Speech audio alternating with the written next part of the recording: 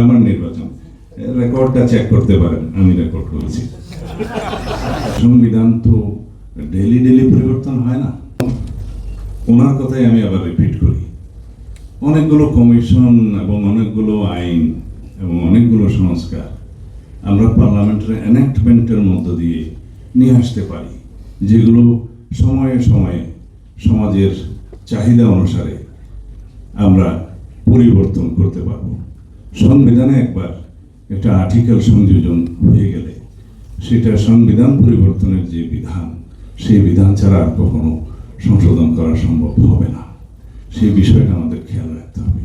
তবে সংবিধান তো ডেলি পরিবর্তন হয় না এবং সংবিধান প্রতিনিয়ত প্রণয়ন করা হয় না। গণপরিষদের মাধ্যমে 1972 সালে, যদিও সেই গণপরিষদটা বিতর্কিত, বাট এটা ফ্যাক্টাম ব্যালট হয়ে গেছে, সেই জন্য বৈধ। এখন সেই 1972 সংবিধান তো 17 বার পরিবর্তন হয়েছে। সামনে যেটা হবে, আমি আবারও আইনমন্ত্রীর কথা বলি, যে সামনে পার্লামেন্ট নির্বাচন হবে, তিনি বললেন, ধন্যবাদ জানাই, কারণ সরকারের প্রধান নীতি নির্ধারক হিসাবে সেটা একটা অনুষ্ঠানে যখন বলে ফেললেন, সেই সংবিধান, সেই পার্লামেন্ট নির্বাচন, রেকর্ডটা চেক করতে পারেন, আমি রেকর্ড করেছি। তো সেই পার্লামেন্ট নির্বাচিত হলে সেই পার্লামেন্টে পরের অংশ অবশ্য আমি একটা দ্বিমত পোষণ করি যে গণপরিষদের ভূমিকাটা পালন করবে, অবশ্য সেটার সমালোচনা তিনি করেছেন। গণপরিষদ হিসাবে যে ভূমিকাটা পালন করে সেটা অনেকটা জনাব প্রফেসর আলী রিয়াজদের ভাষায় রিরাইটিং অফ দ্য কনস্টিটিউশন, যেখান থেকে ওনাকে বুঝিয়ে আমরা সরিয়ে আনতে সক্ষম হয়েছি। এখন রিরাইটিং নয়, নতুন প্রণয়ন নয়, সংবিধান সংশোধনের মাধ্যমে একই কাজটা করা যায় যদি এটা ন্যাশনাল কনসেনসাস সৃষ্টি হয়। সেটাই তো আপনারা নতুন সংবিধান আনবেন এবং সেই জিনিসটাই তো রিরাইটিং করবেন।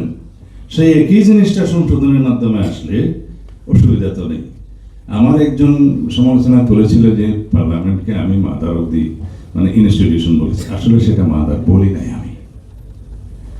সংবিধান নতুন প্রণয়নের ক্ষেত্রে সেটা গণপরিষদ ঠিক আছে, পৃথিবীর বিভিন্ন দেশে স্বাধীনতা পরবর্তীকালে অথবা ন্যাশনাল স্টেট হিসেবে স্বীকৃতি পাওয়ার পরে যখন সংবিধান প্রণয়ন করা হয়, তখন সমাজের বিভিন্ন ক্লাসের প্রতিনিধিত্ব নিয়ে সেই গণপরিষদ গঠিত হয়, হয় নির্বাচনের মাধ্যমে অথবা সিলেকশনের মাধ্যমে। সেই গণপরিষদের ভূমিকা সংবিধান প্রণয়নের পরে শেষ হয়ে যায়, তারপরে পার্লামেন্ট ইলেকশন হয়েছে, ঠিক আছে। কিন্তু আমাদের এখানে একটা মরাদরা হলেও তো একটা সংবিধান আছে, সেই সংবিধান রোগাক্রান্ত হয়েছে, সেই সংবিধান দলীয়করণ করা হয়েছে। সেই জন্যই তো আমরা এতগুলো সংস্কার কমিশন গঠনের মধ্য দিয়ে সংস্কার প্রস্তাবে জাতীয় ঐকমত্য সৃষ্টির মধ্য দিয়ে একটা জায়গায় আসতে চাচ্ছি, যেগুলো সংবিধানে গ্রহণ করা হবে। আসি আবার আপনাদের কথায়, ওইখানে বেশি বলে ফেললাম।